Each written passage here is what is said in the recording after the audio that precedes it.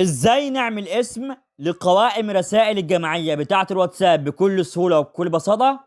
تابع معايا الشرح. كل اللي علينا هنروح مع بعض على الواتساب. زر الشاشة جوجل واتساب، وبعد كده هنخش عليه بالشكل ده. واتساب وبعد ما دخلنا على الواتساب زي ما انتم شايفين حضراتكم كده هنقلب لحد ما نروح لقوائم رسائل الجماعية بتاعتنا اللي احنا عايزين نعدل عليها زي ما احنا عايزين. اسأل صورة مركز عبده اثنان صورة اثنان الخامس هي دي يا عشر اخواتي، مارس هنخش عليها بالشكل 2025 ده. واتساب. وبعد ما دخلنا على قوائم الرسائل الجماعية بتاعتنا اللي احنا عايزين نعدل عليها زي ما احنا عايزين وحابين، هنقلب لحد ما نروح لكلمة اسمها المزيد من الخيارات او المزيد او الثلاث نقط. زر اثنان المزيد من الخيارات زر، هنخش عليها بالشكل ده. نافذة منبثقة. وبعد ما دخلنا على المزيد من الخيارات او المزيد او الثلاث نقط هنقلب لحد ما نروح لكلمة اسمها معلومات القائمة. وسائل معلومات القائمة، هنخش عليها بالشكل ده. معلومات القائمة. وبعد ما دخلنا على كلمة معلومات القائمة هنقلب لحد ما نروح لكلمة اسمها المزيد من الخيارات او المزيد او الثلاث نقط. هتلاقوه في الاخر خالص.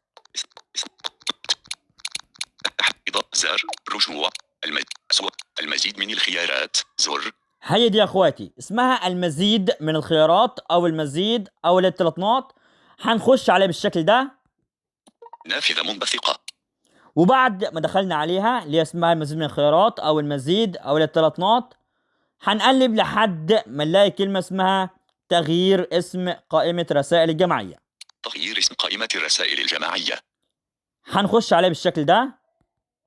اسم قائمة الرسائل الجماعية العربيات كوردي ظاهرة 99 حرفا متبقيا للكتابة. توسيع شريط الأدوات. بيقول لك اسم قائمة رسائل الجماعية متبقيا 99 حرف من 100 حرف. انت مفروض بيكون ليك 100 حرف في قوائم الرسائل الجماعية. انا مستخدم منهم حرف واحد بس ولسه فاضل 99 حرف. بيقول لي تقدر تعدل زي ما انت عايز وزي ما انت حابب لانك انت اصلا لسه فاضل 99 حرف وتقدر تعمل اللي انت عايزه. وجايب لي قدامي لوحة الادخال او لوحة المفاتيح بتاعة اللغة العربية. انا اقدر دلوقتي اكتب اللي انا عايزه واللي انا حابه يكون لقوائم الرسائل الجماعية بتاعتي. وليكن مثلا هكتب 3 2 3. تم استبدال 3 ب2 99 حرفا متبقيا للكتابة. بيقول لي معلش هو ما يعني استبدل 3 بدل 2. هو مفروض انا احذف الاول الاثنين وبعد كده اكتب ال3، ولكن لما انا بكتب على طول فهو بيستبدل اللي انا كتبته الجديد بالقديم. طيب عشان ما لخبطكمش انا هحذف كل القديم ده، كل اللي انا كاتبه ده، وهحذف برضه كل القديم. صاد ضاد استنوا كده عشان بس ما تلخبطوش معايا. 8 7 6 4 3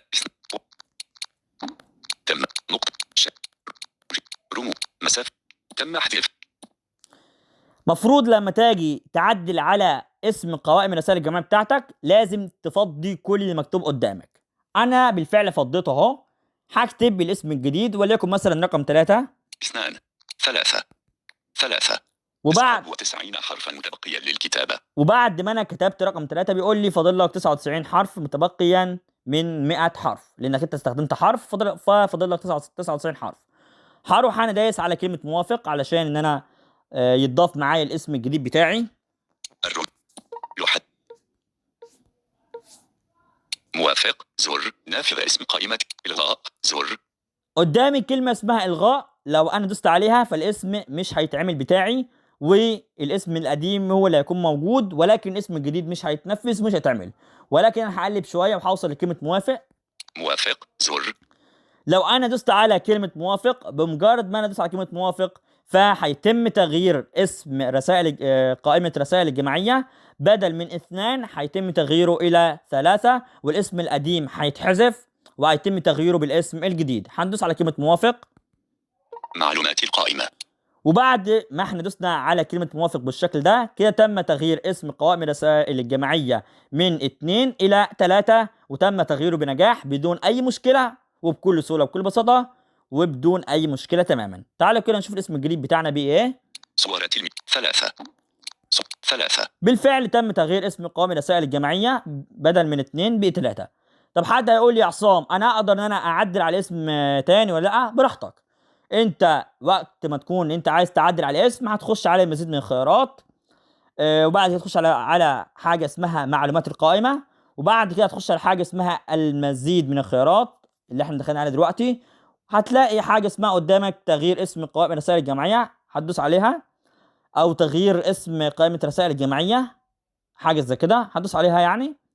وهيجيب لك قدامك لوحه المفاتيح، انت احذف كل المكتوب واكتب الاسم الجديد هيتغير معاك. وانا هوريكم برضه اهو عشان بس يعني محدش يتوه معايا. ولكن احنا مثلا الاسم ده مش عاجبنا عايزين نغيره تاني، ايه هنعمل؟ هقول لكم برضه عشان ايه الرجوع. يعني ابقى افككم واتساب. بالكامل. مراسلة. اهو مربع تعديل. احنا دلوقتي في قوائم الرسائل الجماعيه بتاعتنا، هنقلب لحد ما نروح لكلمه اسمها المزيد من الخيارات او المزيد او ال3 نقط. زر. 3. المزيد من الخيارات. زر. هنخش عليه بالشكل ده. نافذة منبثقة. وبعد ما دخلنا عليها اللي اسمها المزيد من الخيارات او المزيد او ال3 نقط، هنقلب لحد ما نوصل لكلمه اسمها معلومات القائمه. معلومات القائمة. هنخش عليه بالشكل ده. معلومات القائمة. وبعد ما دخلنا على معلومات القائمه هنقلب لحد ما نروح لكلمه اسمها المزيد من الخيارات او المزيد او ال3 نقط. سحب. إضافة. زر. صورة. رجوع. المزيد من الخيارات. زر. هي دي اسمها المزيد من الخيارات او المزيد او ال3 نقط. هنخش عليه بالشكل ده. نافذة منبثقة. وبعد كده هنقلب لحد ما نوصل لكلمة اسمها تغيير اسم قائمة رسائل الجماعية. تغيير اسم قائمة الرسائل الجماعية. هنخش عليه بالشكل ده. اسم قائمة الرسائل الجماعية. العربيات. كوردي. ظاهرة. توسيع شريط الأدوات. 99 حرفا متبقيا للكتابة. بيقول لي 99 حرف متبقيا من الكتابة. احنا علشان خاطر نقدر نغير اسم قوائم الرسائل الجماعية بتاعتنا لازم الاول نفضي كل المكتوب قدامنا علشان نقدر نعمل لها اسم جديد. 1. تم. نقطة. رمو. مسافة للخلف. هي دي مسافة للخلف، هندوس عليها. تم حذف 3. كده انا فضيتها خالص وحذفت كل المكتوب قدامي. وليكن مثلا هنسميها 4، هنكتب لها رقم 4. 1. 2. 3. ضاد. 2. 3. 4. وبعد كده هندوس موافق. لوحة المفاتيح. هو قال لي فاضلك 99 حرف. ماشي، احنا دلوقتي كتبنا رقم 4، هندوس موافق. موافق. الغاء. زر. بصوا اهو الغاء قدامي. لو احنا دوسنا على كلمة الغاء كده رقم 4 مش هيتنفذ، والاسم الجديد مش هيتنفذ بتاعنا، والاسم القديم هو اللي هيكون متنفذ عادي زي ما كان الاول، ولكن الاسم الجديد مش هيتعمل. ولكن لو احنا عايزين نعمل الاسم الجديد بتاعنا وليكن مثلا رقم 4 او على حسب اللي احنا عايزين نعمله، هنقلب لحد ما نوصل لكلمة اسمها موافق. موافق. زر. اسمها ايه؟ موافق. هندوس عليها بالشكل ده. معلومات القائمة. وبعد ما دخلنا على كلمة موافق كده تم تغيير اسم قوائم الرسائل الجماعية من 3 إلى 4. يعني كده تم تغيير اسم قوائم الرسائل الجماعية من الاسم القديم إلى الاسم الجديد بنجاح بكل سهولة وبكل بساطة وبدون أي مشكلة خالص. عايز أعرفكم على ملحوظة كده يا إخواتي بس. يكون في علمكم إحنا ممكن نقدر نضيف أشخاص من قوائم الرسائل الجماعية بطريقة تانية خالص وطريقة مختلفة تماما. احنا الأول في الفيديو السابق كنا لما ناجي بنضيف أشخاص في قوائم الرسائل الجماعية كنا بنخش على قوائم الرسائل الجماعية، وبعد كده كنا بنخش على كلمة اسمها المزيد من الخيارات أو المزيد أو ال3 نقط، وبعد كده كنا بنخش على كلمة اسمها معلومات القائمة، وبعد كده كنا بنقلب لحد ما بنروح لكلمة اسمها التعديل على المستلمين وكنا بنخش عليها وكنا من خلالها بنقدر نضيف اللي احنا عايزينه. ولكن المرة دي لا، احنا ممكن نخش على المزيد من الخيارات اهو. زر الضغط المزيد من الخيارات زر. هنخش عليه بالشكل ده. نافذة منبثقة. وبعد ما دخلنا عليها الكلمه دي اللي اسمها المزيد من الخيارات او المزيد او الثلاث نقط، هنقلب لحد ما نوصل لكلمه اسمها معلومات القائمه. معلومات القائمة. هنخش عليه بالشكل ده. معلومات القائمة. وبعد ما دخلنا على كلمه معلومات القائمه بالشكل ده، هنقلب لحد ما نوصل لكلمه اسمها المزيد من الخيارات او المزيد او الثلاث نقط، هنلاقيها في الاخر خالص. رجوع المزيد من الخيارات زر. هي دي يا اخواتي اسمها المزيد من الخيارات او المزيد او الثلاث نقط. هنخش عليها بالشكل ده. نافذة منبثقة. وبعد ما دخلنا عليها الكلمه دي اللي اسمها المزيد من الخيارات او المزيد او الثلاث نقط، هنقلب لحد ما نوصل لكلمه اسمها اضافه اشخاص الى قائمه الرسائل الجماعيه. تغيير اسم قائمة. إضافة مستلم. اسمها اضافه مستلم، معلش اسمها اضافه مستلم. يعني ايه اضافه مستلم؟ يعني اضافه شخص الى قوائم الرسائل الجماعيه. هنخش عليه بالشكل ده. واتساب. وبعد ما دخلنا عليها الكلمه دي اللي اسمها اضافه مستلم، هنلاقي كل الارقام بتاعه الناس اللي عامله واتساب، كل اللي احنا مدخلينه واللي مش مدخلينه. الرقم اللي احنا عايزين ندخله هندوس عليه مره عشان نحدده معانا، والرقم اللي احنا مش عايزين ندخله هنسيبه زي ما هو مش محدد، ولكن لو رقم دوسنا عليه غلط فهندوس عليه مره ثانيه فهيتم الغاء التحديد من عليه. طيب هنقلب كده. تم تحديد أحمد الشاعر. تم تحديد صفر. تم قائمة زر. زر أحمد الشاعر. زر أحمد حمادي. زر أحمد حمادي عش ماشي إدفاء. زر أحمد. زر 01. زر قلم الشي. زر نقطة. الرقم ده يا اخواتي مش معانا في قوائم الرسائل الجماعيه. طب انت ازاي يا عصام عرفت الرقم ده مش معاك؟ الرقم اللي بيكون معايا بيقول لي محدد. يعني لو في رقم معايا في قوائم الرسائل الجماعيه بيقول لي محدد. هبص مثلا زر قلم الشيخ عبد الحميد الخزراجي. اللهم اجعل القرآن الكريم ربيع قلبي قلب احمر. لا ده برضه زر 014. زر احمد الشاعر المحددة متوفر. الرقم ده بيقول لي محدد. يعني محدد يعني الرقم ده موجود معايا في قوائم الرسائل الجماعيه، ولكن الرقم اللي بيقراه ومش بيقول لي عليه محدد، فانا من خلال الناطق او يعني من خلال الكلام اللي هو بيقوله فانا بعرف ان هو مش محدد، مش معايا في قوائم الرسائل الجماعيه. يعني الرقم اللي بيقول عليه محدد فانا بعرف ان هو موجود معايا في قوائم الرسائل الجماعيه، ولكن لو قال لي مش محدد او لو قال الرقم من غير ما قال محدد كده انا اعرف ان الرقم ده مش موجود معايا في قوائم الرسائل الجماعيه. طب انا هرجع مثلا وهضيف رقم معايا في قوائم الرسائل الجماعيه. زر قلم الشيخ. زر نقطة. الرقم ده مش موجود معايا في قوائم الرسائل الجماعيه ليه؟ علشان ما قاليش محدد. احنا هندوس على ضغط عاديه عشان خاطر نحدده معانا. كده الرقم تم تحديده معانا. طيب انا هدوس مره تانية مثلا الغي تحديده. افترض مثلا دوست بالغلط عليه او يعني كنت عايز اضيفه بالغلط.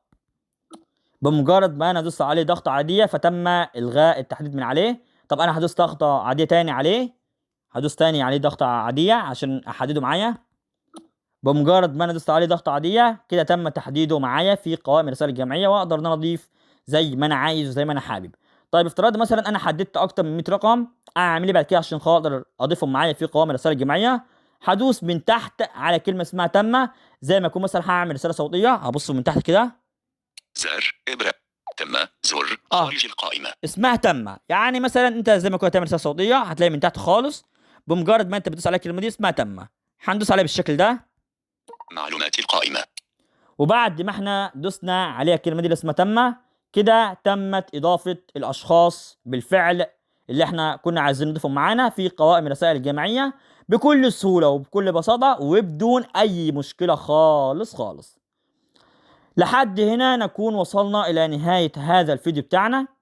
اتمنى يكون الفيديو مفيد لحضراتكم، واتمنى لكم دايما الافاده والتوفيق والنجاح في حياتكم.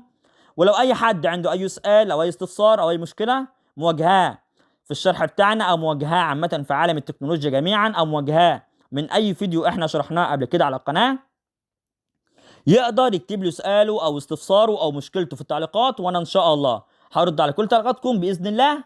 وفي اخر الفيديو احب اقول لكم صلوا على النبي. الرجوع زر. واتساب. الرجوع. واتساب. الرجوع. الشاشة الرئيسية.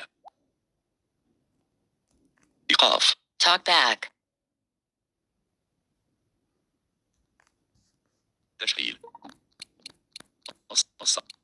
بحث. AC screen recorder. Open drawer. تسجيل